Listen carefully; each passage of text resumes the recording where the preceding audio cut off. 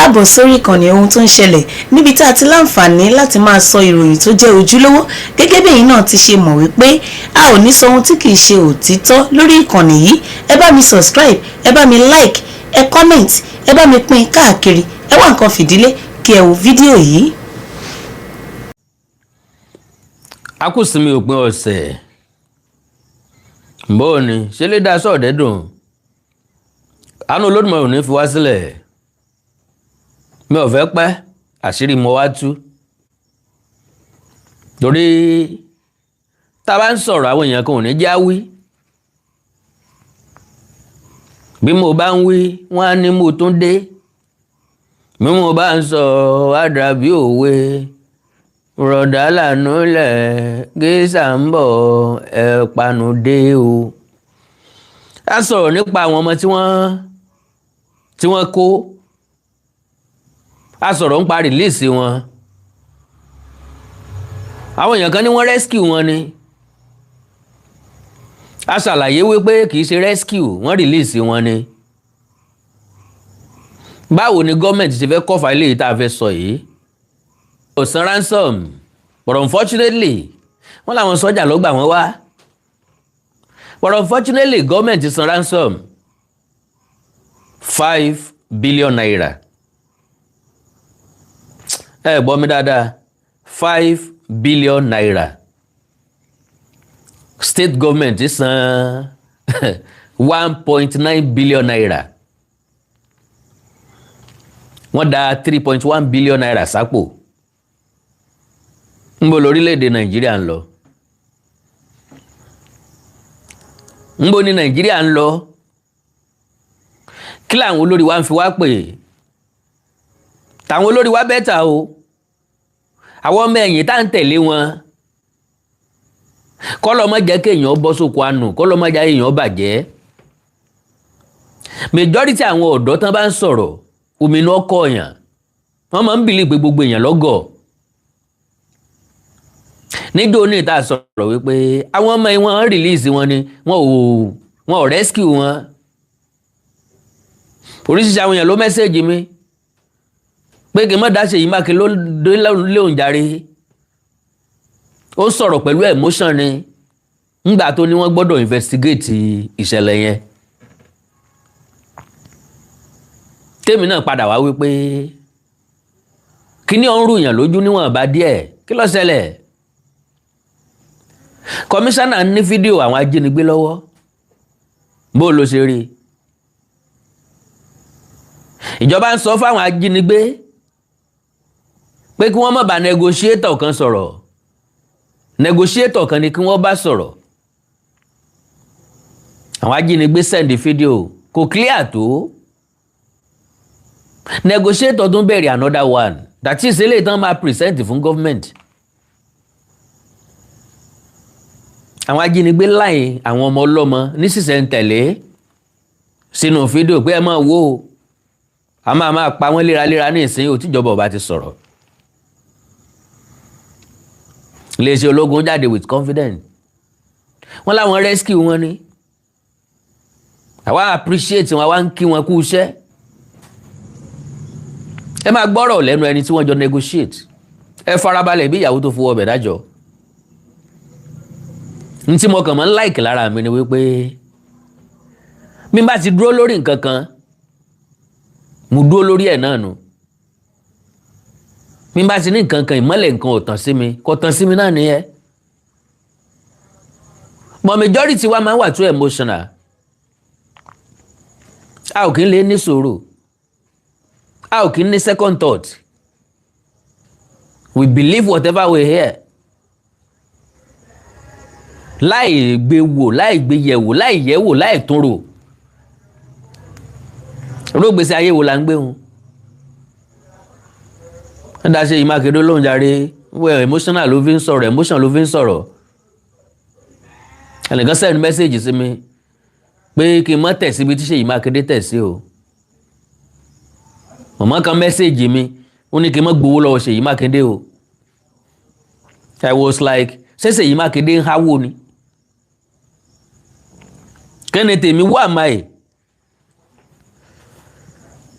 tí Ṣèyí Mákindé ó fi fún mi lówó fún kíni, owó kíni ó fún mi. Sọ̀rọ̀ tó wà ń bi pé kéèyàn ó sòótọ́ ni àbí kéèyàn ó sọ èrò èèyàn, ṣé dandan ni kí gbogbo owó rí nǹkan bákan náà ni?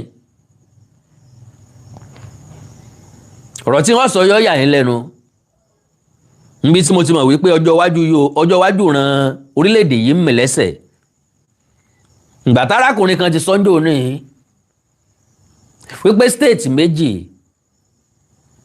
àbí pé state on benefit nínú owó gbàmọ́bìnú tí wọ́n ní kán máa fáwọn ajínigbé tó repentant Boko Haram.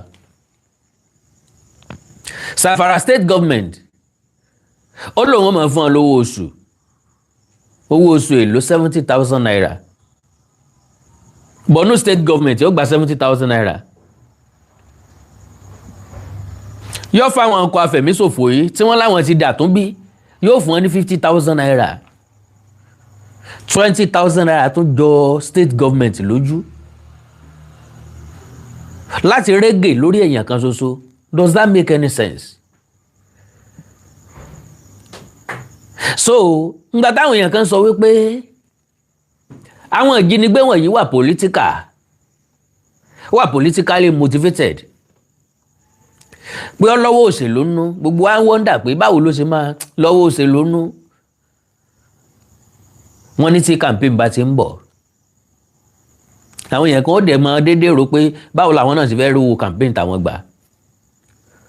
State government wá ń fi wá ṣe business. State government ń fa àwọn ọmọ ọlọ́mọ ṣe business. Ta ló san 5 billion naira fún state government? That is federal government. Wọ́n lọ possible kí Bọ́lá Ahmed Tinubu ọmọ mọ̀, then sáà máa ń sòsà lódò kí làbẹ̀làbẹ̀ ọmọ mọ̀ ni. Bó ni wọ́n ṣe ṣe nǹkan ní federal táàrí orílẹ̀-èdè ò ní mọ̀ nípa rẹ̀. So wọ́n lè fa 5 billion naira yọ táàrí ò ní nímọ̀ sí tí ò ní mọ̀ sí tí ò ní mọ̀ nípa rẹ̀. Tẹ́nìkan kò dẹ̀ ní fíìlì ẹ̀. That means owó tí wọ́n ń jí kó lójoojúmọ́ ò níye nu. Because ẹ̀rọ orílẹ̀-èdè yìí ń bà mí to some length. ń gbé báwo ní nǹkan ṣe ń lọ báyìí, ṣé bí ọ̀dẹ̀ sì máa lọ náà nìyẹn? Ìjọba ń parọ́ fún wa.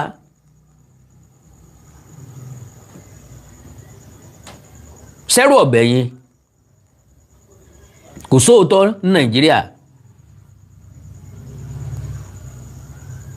Òótọ́ dọ́jà òkúta, owó gèrègèrè, owó ńláńlá là ń rèké. Máà ní sọ̀rọ̀ fọ̀rọ̀ tì. Ó ní àwọn ọkọ̀ afẹ̀míṣòfò tó káwọn ọmọ kéékèèké yìí wọ́n pe òun ní fídíò kọ̀. Wọ́n á bẹ̀rẹ̀ sí níbẹ̀ wọ́n pé kí wọ́n má pa àwọn ọmọ ọlọ́mọ kí wọ́n fẹ́ pa wọ́n fún, kí wọ́n ní sùúrù.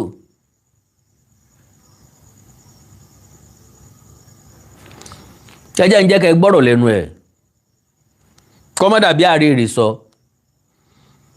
Bẹ́ẹ̀ ṣe ń wọlé ẹ̀ kàn bá mi pín program ẹ̀ bá mi share ẹ̀.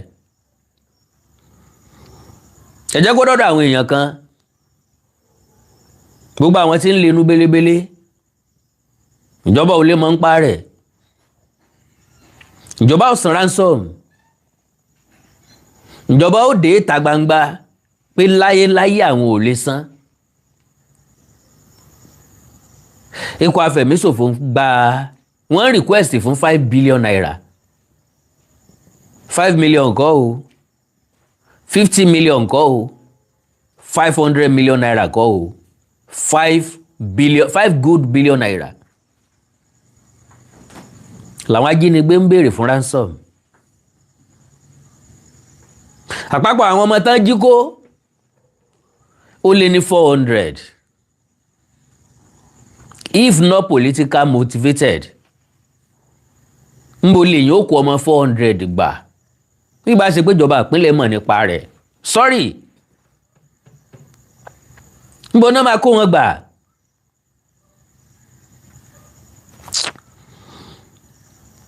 mi fẹ́ lo àmì fàágùn rárá àkó tí mo fẹ́ lò ń bí ọ̀pọ̀ mi fẹ́ jẹ́ kó pọ̀ rárá. I don't want to use àmì fàágùn.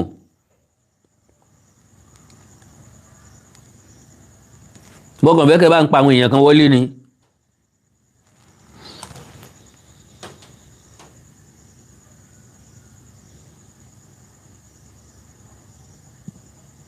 ẹjá jọ pín.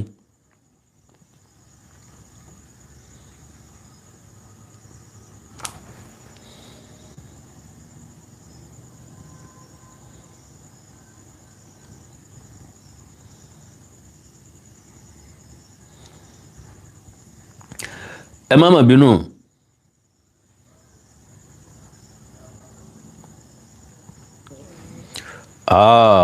Okay.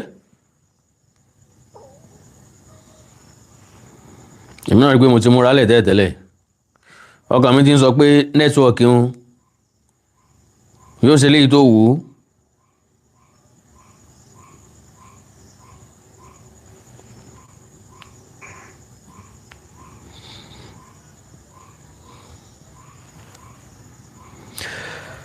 So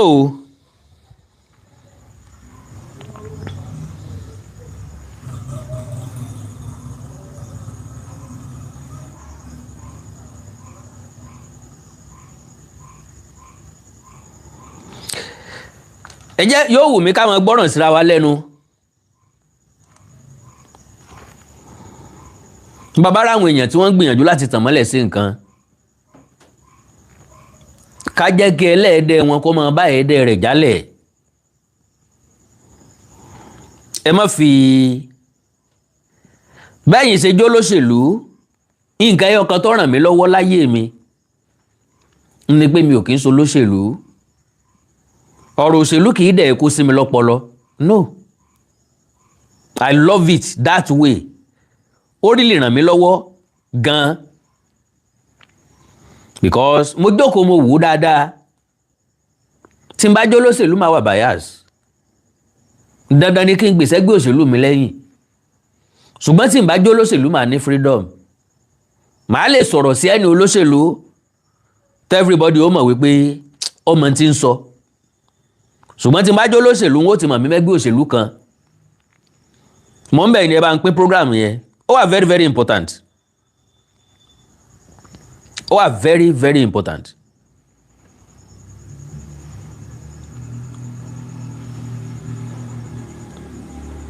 ọ̀rọ̀ ńlá tẹ máa gbọ́ yọ́ yà yín lẹ́nu mi ò rírò ẹ̀rí láyé mi o.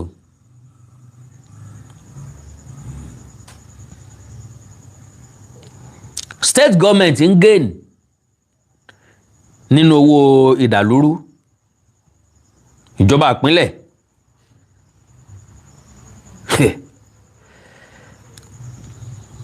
wọ́n tó ń yọ owó sẹ́yìn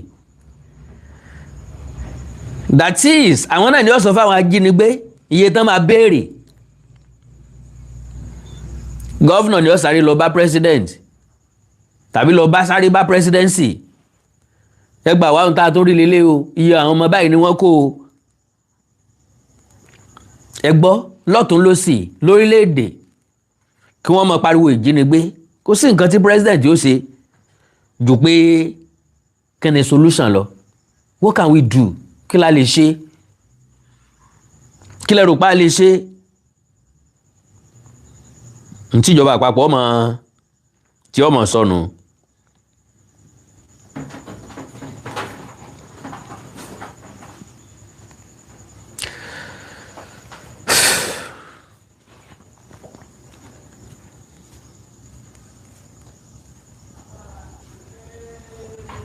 All right.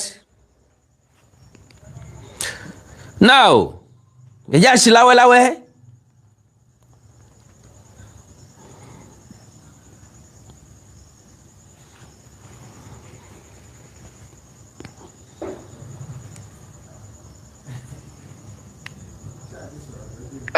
course, you see some of these attacks. These are politically motivated attacks. Now, let me put it very clear to Nigerians, because normally when I come on live or anywhere, they know what happens. I get to put out whatever. Now, you look at these attacks happening from the... Mama o, ẹni tí ń sọ̀rọ̀ yìí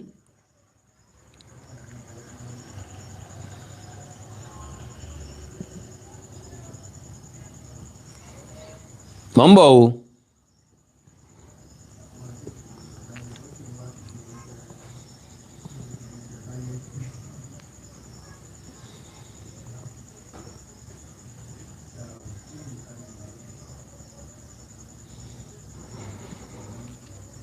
Ó jẹ́ olórí àwọn ọ̀dọ́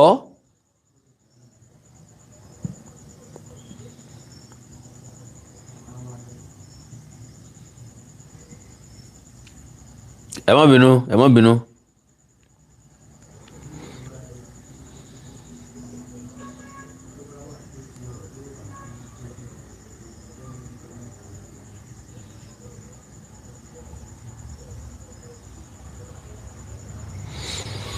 ẹ má bínú ẹ má bínú ẹ má bínú.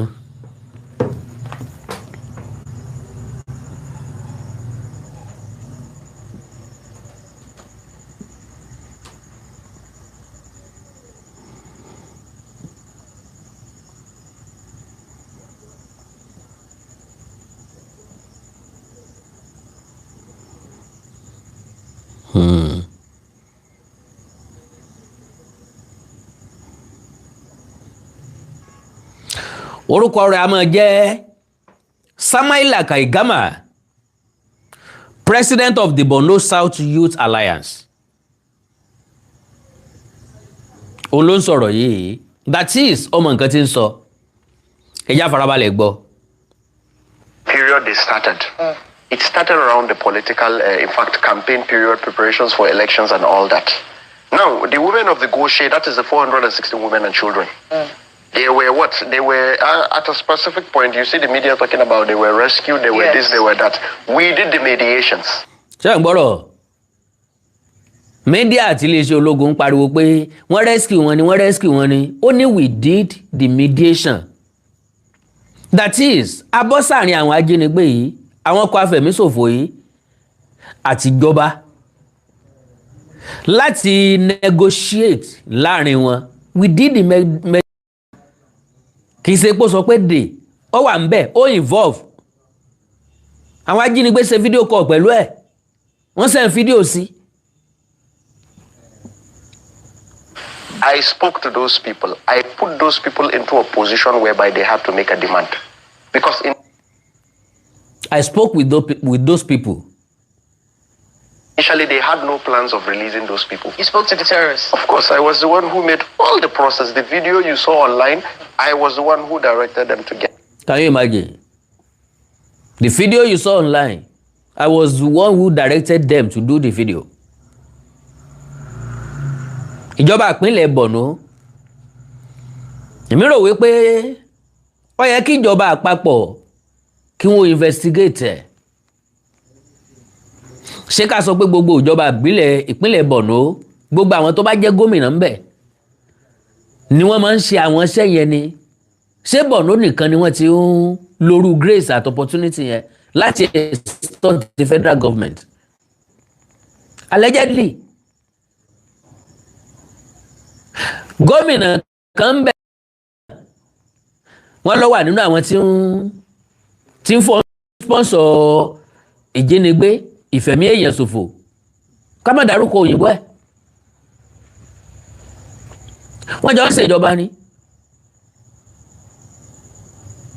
Ìpínlẹ̀ Borno ọ̀nà ti máa fún ọ lówó rọ̀gùnrọ̀gùn táwọn afẹ́sẹ̀ empowerment tí wọ́n ra wheelbarrow tí wọ́n rọ sàn sínú ẹ̀ wọ́n bí wọ́n ra tray wọ́n rọ sàn sínú ẹ̀ wọ́n rọ wọ́n fọ̀bẹ́ sí wọ́n náà empower náà nìyẹn.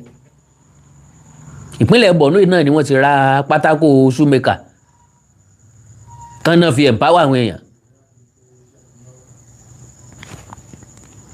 That video for us, you know, it took me around 2 to 3 weeks communicating with them until I got to the top, you know, and it took me 2 to 3 weeks of wherever I was supposed to reach. We had this discussion. They agreed to make the video proof of life. They agreed to make the video. One thing Nigerians don't know, they made the first video. The first video was not good enough. I had to still tell them to make another, which kind of brought some, and all that, but it was settled. At the end of the day, they made a second video and the world got to see.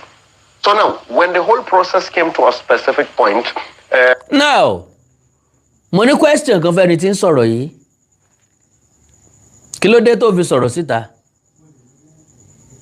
Ṣé torí pé ó wà nínú negotiation? Ṣùgbọ́n gbà tí wọ́n fẹ́ release owó, wọ́n gbẹ̀gbẹ̀yìn ẹ̀ lọ.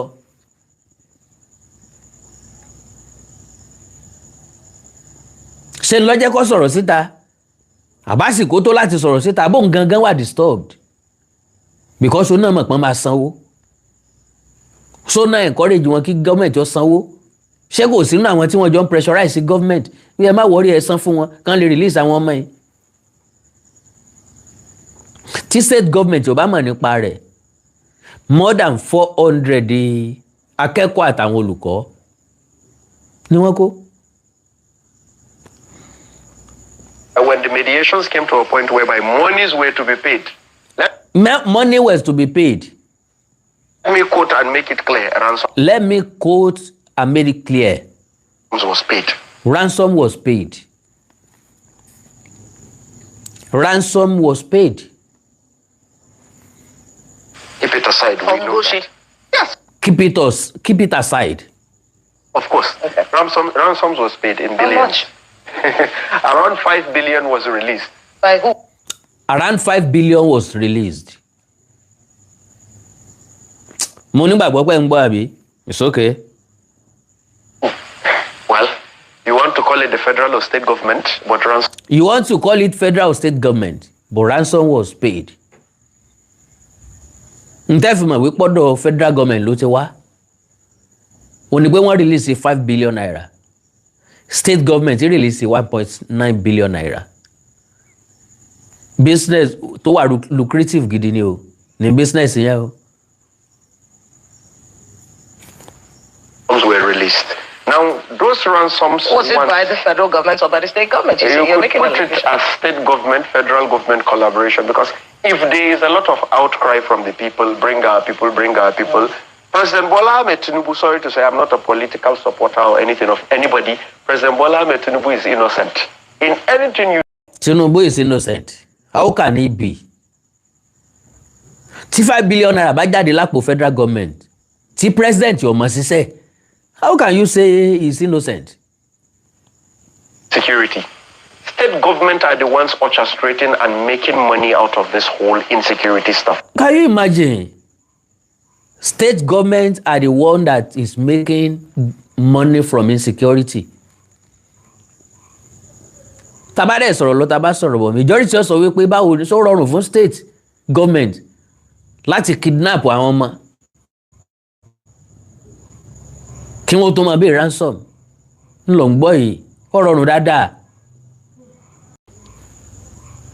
Now, when those monies was almost paid, Senator Ali Dume, I quote and I quote again, Senator Ali Dume, Senator tí ń tako Bọ́lá Tinubu nílé ìgbìmọ̀ ńjọ́ ní òní negotiator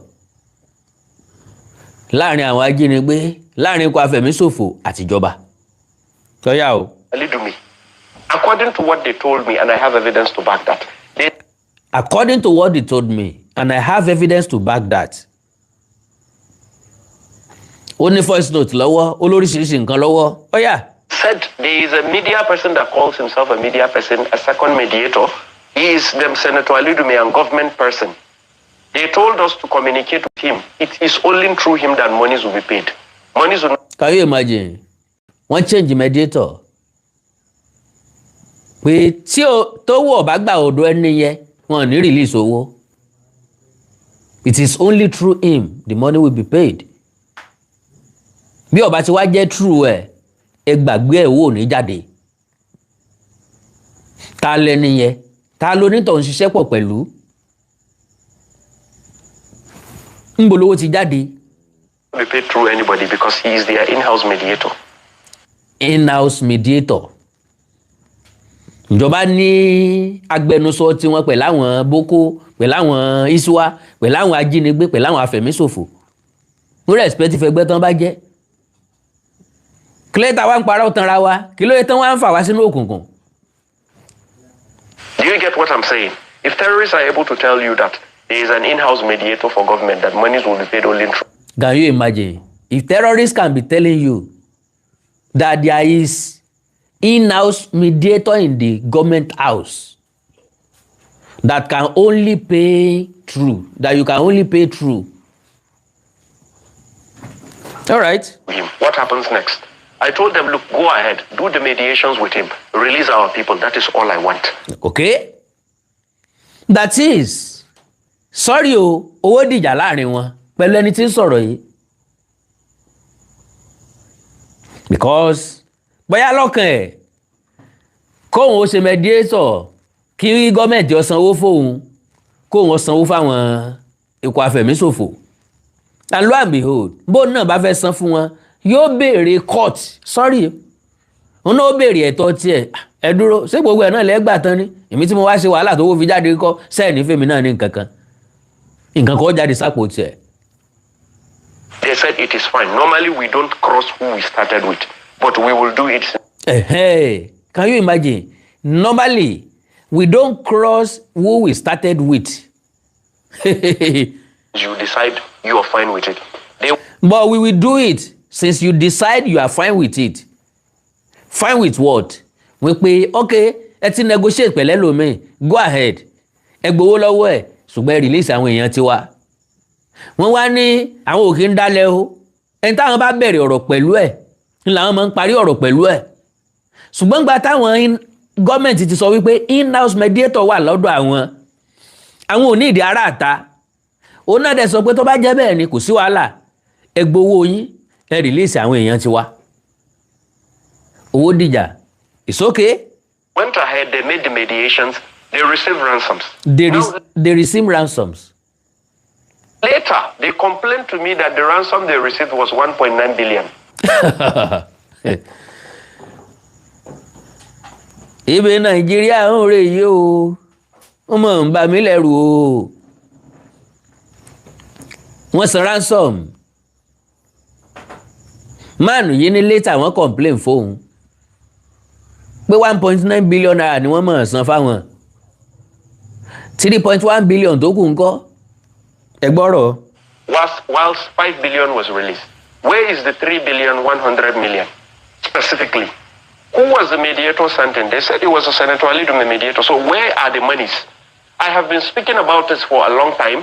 You don't see DSS bringing in, okay, let's bring in these people. Let's see, let's investigate, let's get facts together. You don't see NSA saying it. Can you imagine? Adẹ́nfẹ́ solution. Ẹ rójú olè ẹ ò mú, tìrẹ́kẹ́ ẹ rójú olè ẹ ò mú. Ọlọ́run dáríjì mi, Ọlọ́run dáríjì mi, Ọlọ́run dáríjì mi, Nàìjíríà yóò lè dáa. Ọlọ́run dáríjì mi o, Nàìjíríà ò lè ṣe kíni kò lè dáa. Nàìjíríà yìí la wà o. Tí gọ́ọ̀mẹ̀ntì Buhari fi ní àwọn mọ àwọn èèyàn tí ń sponsor Boko Haram. Àwọn ní list wọn lọ́wọ́. Ṣùgbọ́n wọn ò release ẹ̀. Nàìjíríà yìí la wà. Toríṣiríṣi àwọn Boko tí wọ́n jẹ́wọ́ pé àwọn èèyàn báyìí ní sanwó àwọn, èèyàn báyìí ní gbowó àwọn, èèyàn báyìí ní sponsor àwọn, èèyàn báyìí ní motivate àwọn. Ìjọba ò gbé ìgbésẹ̀ kankan lórí wọn. Tàwa ní tẹnìkan. Irú ẹni tó negotiate pẹ̀lú àwọn Boko yìí tó gba 5 billion jáde tó san 1.9 billion. Ẹ wo bọ́n ṣe máa ń dárúkọ owó bí ìgbà tán bá ń dárúkọ 120,000 naira. Ó yẹ kí ìjọba ó investigate àbí wọn ò ní investigate. At a specific point, I try reaching Nuhu Ribadu. In every aspect, he says my call, he does not pick. Because at a specific time when the conversation started, I got his number through the same Senator Ali Dume. But when mediations and all the process was on and set, monies was about to be paid, the conversation just cut all of a sudden. Then can you imagine? All right. Later, they now told me, because they tell me certain things. They told me, look, they sent in a different mediator. They said monies can only be paid through him. You know, so where are the rest of the money? So when we said literally state government is complicit, I don't know about federal, but I know of state. And presently, the children in Musa that were kidnapped, I started another mediation with ISWAP. One of their people now confirmed to me that the Borno state government said, are they in mediations with Borno South Youth Alliance or Bosia President or anything? Can you imagine? Wọ́n tún já àwọn ọmọ mi kó ní Borno State. Borno State governor allegedly gẹ́gẹ́ bí tí màá nìyí ń sọ ó ń béèrè lọ́wọ́ àwọn ISWAP wípé ṣé wọ́n negotiate pẹ̀lú òun àbí wọ́n ní another in-house mediator.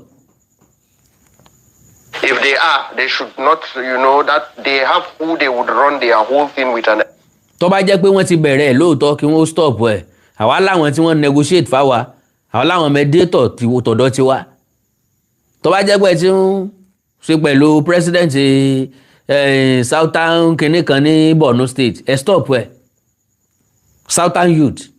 Everything. All of a sudden, Borno State government commissioner at a forum played a video, a 9 seconds or is it 18 seconds video of the children being held by ISWAP. Where did he get the video?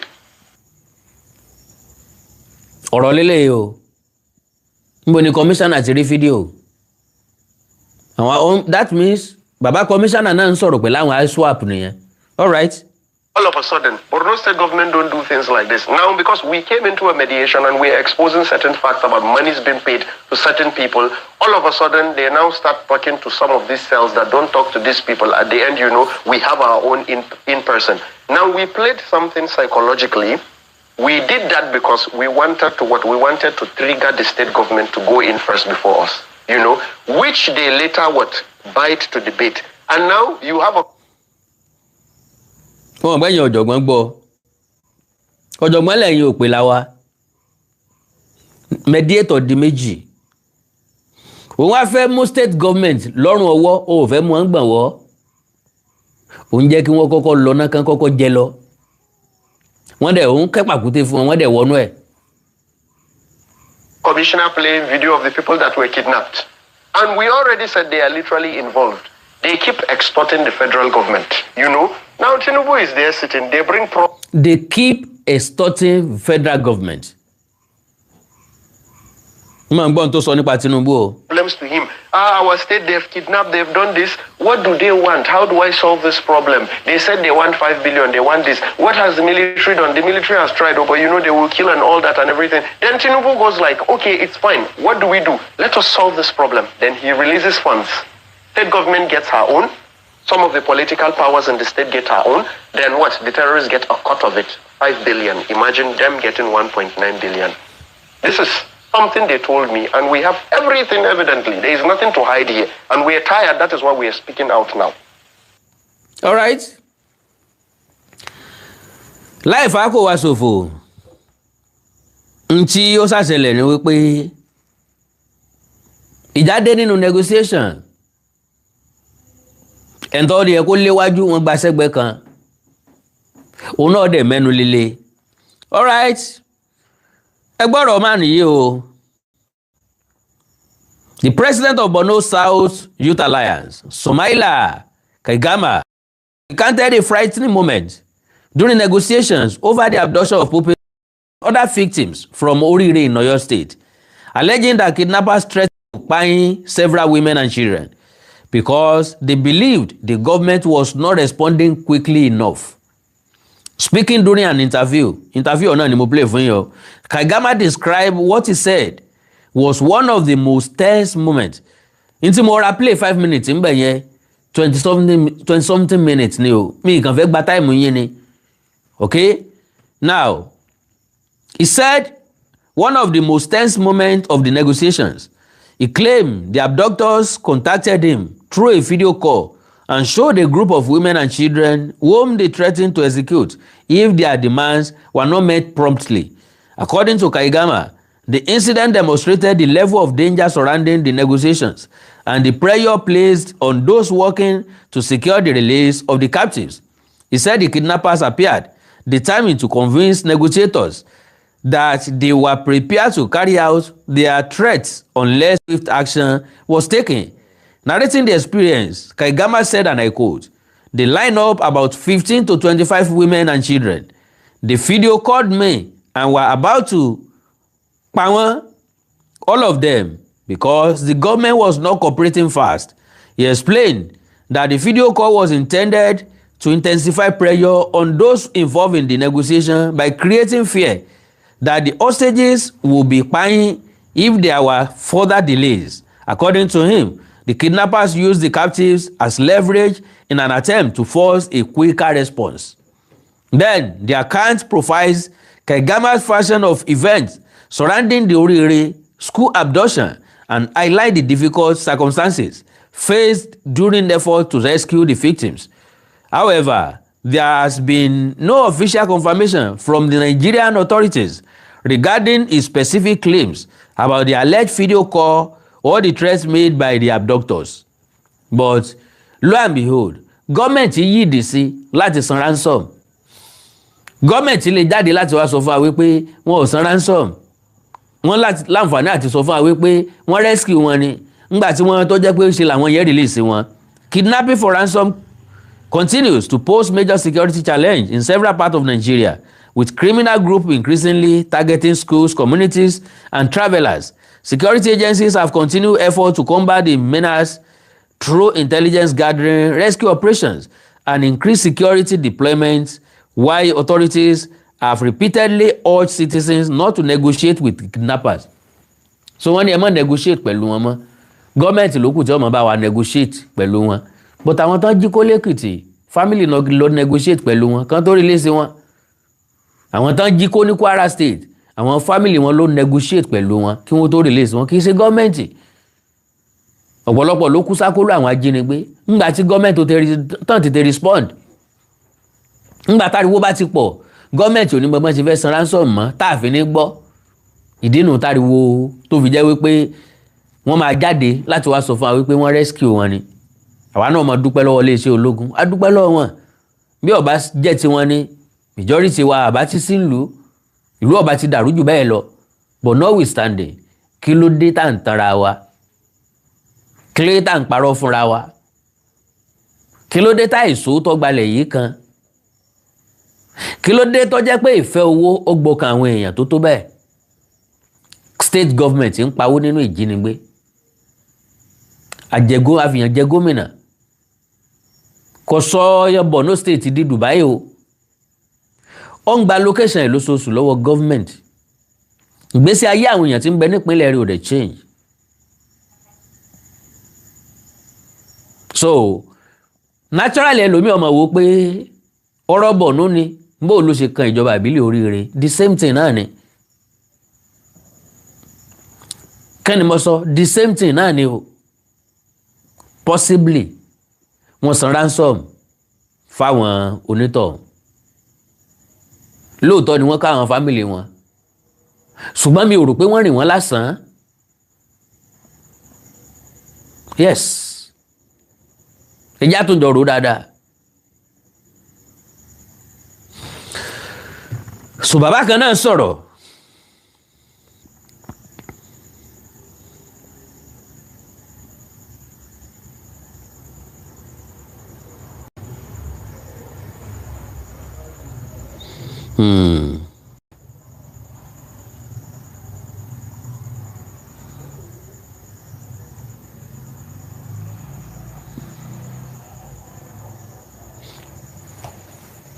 Well,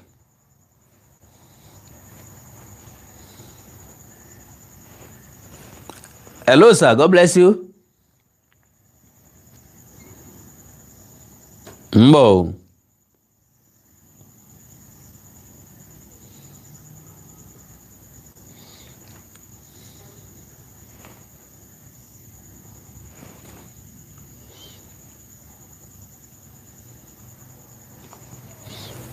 Well, a máa débẹ̀ padà later. God bless you sir, God bless you ma. Ẹ jẹ́ kí n release yín. Kẹ́yìn ó lọ sùn, kémi náà lọ sùn, káwa náà lọ sùn. Mo kàn ní kí n jẹ́ kó yé yín. Ẹ má máa jẹ́ ká wà too emotional. Ẹ má jẹ́ ká sọ̀rọ̀ wa di one way traffic. ẹ jẹ́ ká máa fà àyè lẹ̀ fún èrò ẹlòmíì rọ̀lẹ́gbọ́ yìí o state government ń benefit nínú ìjínigbé wọ́n ní negotiator tiwọn in-house tó lè bá wọn kò yẹ káyìn náà jiyàn pọ̀ wà ń gbèyàn ní Gumi tí ó wọlé tọ̀ wọ́n tí ó lọ bá wọn oríṣiríṣi àwọn chairman local government kan náà lókè ọya ó lọ bá wọn tẹ́rọ́ níbi tán wà ìyẹn tiẹ̀ tó ṣèlérí fún wọn pé wọ́n bá wọn renovate ilé wọn oríṣiríṣi nǹkan bẹ́ẹ̀ bẹ́ẹ̀ ló ń ṣẹlẹ̀ ilé táwa kan wá ń fojú gbójú bi tá à ń gbójú bi anu olórùmọ̀ onífẹ́ nìkan kún wá sílẹ̀ o ẹ like follow page mi lórí Facebook Awikonko television àti Awikonko TV ẹ subscribe sí YouTube channel mi Awikonko TV ẹ ní nǹkan pàtàkì tẹ́fẹ́ kájọ sọ ẹ já sọ lórí WhatsApp +234 904 851 9362 +234 904 851 9362 èdè àti àṣà ilẹ̀ káàrọ̀ òjìrè bí òní wọmi o orílẹ̀-èdè ilẹ̀ káàrọ̀ òjìrè òní dàrú ìlú ẹnì kọ̀ọ̀kan wa yóò tòrò mìnìmìnì bí omi àfòwúrọ̀ pọn àjùwàṣe o ó dàárọ̀ òun ayọ̀ lásán o gbogbo ẹ̀yin tẹ́ fún mi ń gift mi ò ní wáyé tí o àwọn tí ń ra sticker fún mi ò wá lónìí gbogbo ọjọ́ kù gbogbo kọ́ lọ́dún ayé la máa jí sí o a kò múra ìsinmi ọ̀la ìsinmi aláyọ̀ ló máa jẹ́ fún wa lágbára Ọlọ́run bílẹ̀ bá ti mọ́ kọ́lọ́run ó jí wa rí àwa tá lọ ṣọ́ọ̀ṣì àwa tá lọ àsàlátù ẹja lọ dúpẹ́ lọ́wọ́ Ọlọ́run bó tún jí wa mọ́lẹ̀ alààyè ẹja lọ fìyìn fògo fún God bless you ó dàárọ̀ o ayé la máa jí sí o.